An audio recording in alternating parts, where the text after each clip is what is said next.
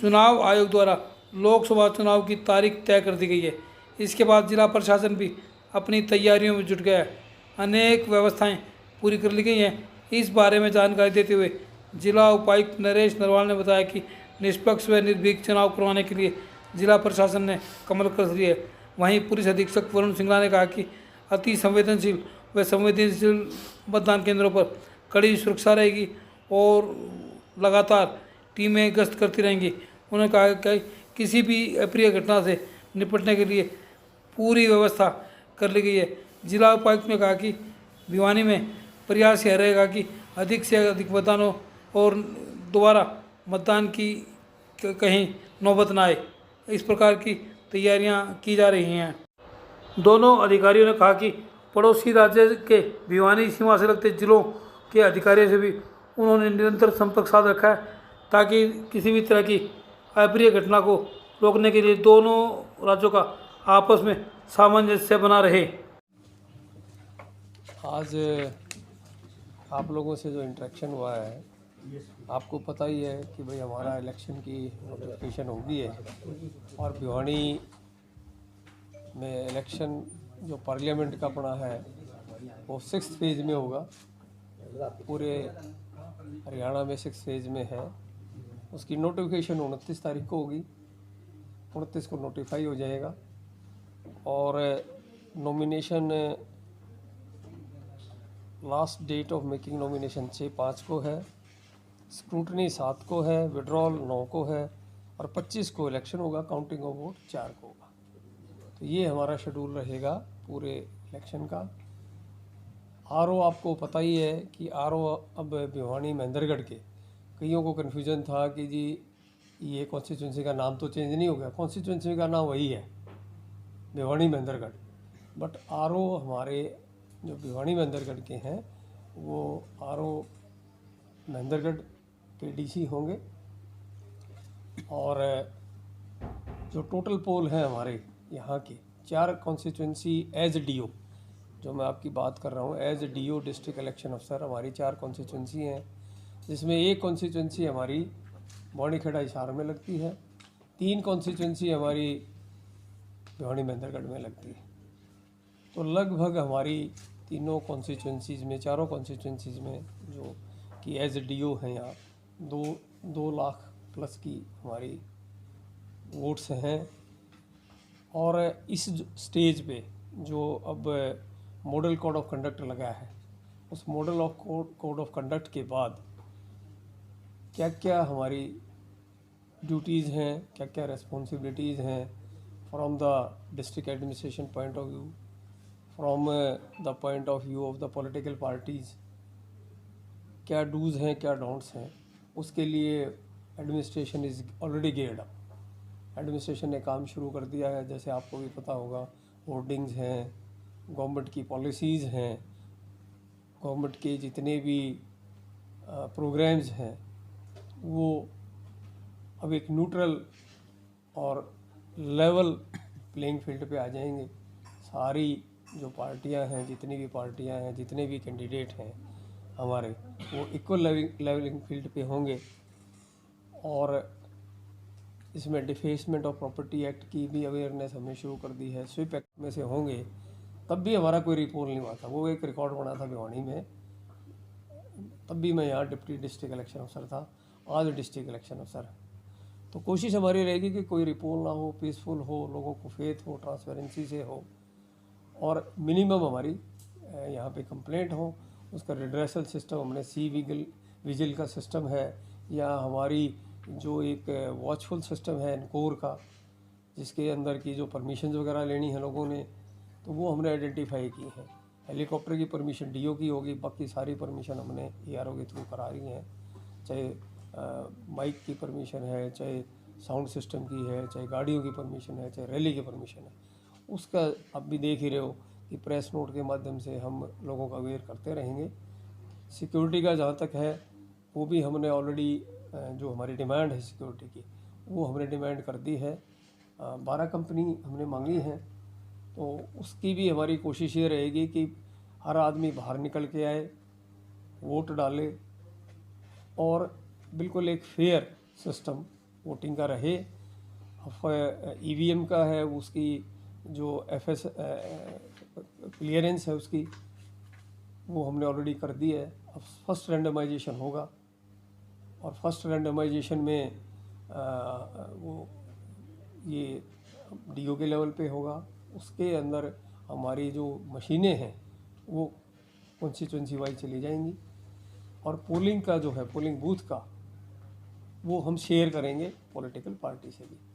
और बूथ का जो है वो आरओ के लेवल पे होगा, वो भी हम शेयर करेंगे। फिर हमारे काउंटिंग सेंटर हैं, 4 काउंटिंग सेंटर हमने बना दिए हैं एजुकेशन बोर्ड में। वो वहाँ पे हमारा सिस्टम सारा का सारा गेयर अप हो जाएगा।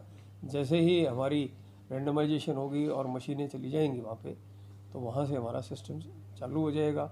इलेक्शन की ड्यूटियाँ वगैरह हैं, उनकी ट्रेनिंग ऑलरेडी हमने सारी जितनी भी हमारी टीमें हैं उनकी ट्रेनिंगें करा दी हैं।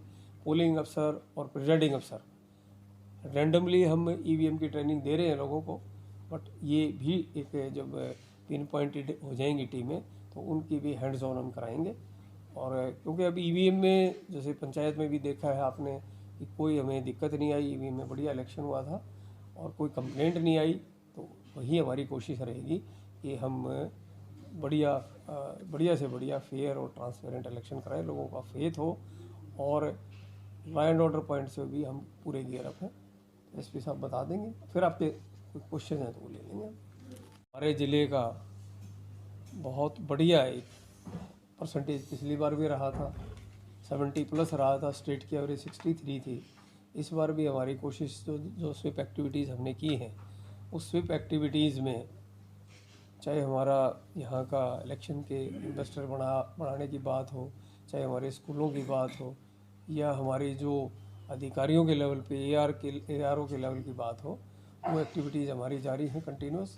और हमें उम्मीद है कि हम इलेक्शन में ज़्यादा से ज़्यादा पोलिंग की कोशिश हमारी रहेगी और वो स्वीप एक्टिविटीज़ टिल नॉमिनेशन हम जारी रखेंगे। आपने बहुत सही बात कही। इलेक्शन को ध्यान में रखते हुए दोनों ही स्टेट्स के द्वारा प्रोएक्टिव तरीके से जो है आपस में मीटिंग हमारी हो चुकी हैं। लगभग 3 मीटिंग हमारी हो चुकी हैं और ग्राउंड स्तर पर भी अगर बात करें तो SHOs टू SHOs की भी मीटिंग हो चुकी है। SPs टू SPs के व्हाट्सएप ग्रुप बन चुके हैं। तो हमारा कोऑर्डिनेशन बहुत अच्छा बना हुआ है और आपसी सामंजस्य बनाकर अपराधियों की धरपकड़ के लिए हम लगे हुए हैं। उनके जो अपराधी हमारी सीमा में हैं और हमारे जो अपराधी उनकी सीमा में, उसकी लिस्ट हमारी शेयर हो चुकी है। और इसमें कुछ उनके इनामी बदमाश हाल फिलहाल में हमारे द्वारा पकड़े गए हैं, उसका अलग से हम इन्फॉर्मेशन देंगे आपको। सो काफ़ी अच्छा कोऑर्डिनेशन चल रहा है और कानूनी जो कानून व्यवस्था बनाए रखने में दोनों ही जो स्टेट्स हैं वो एक दूसरे का सहायता कर रही हैं।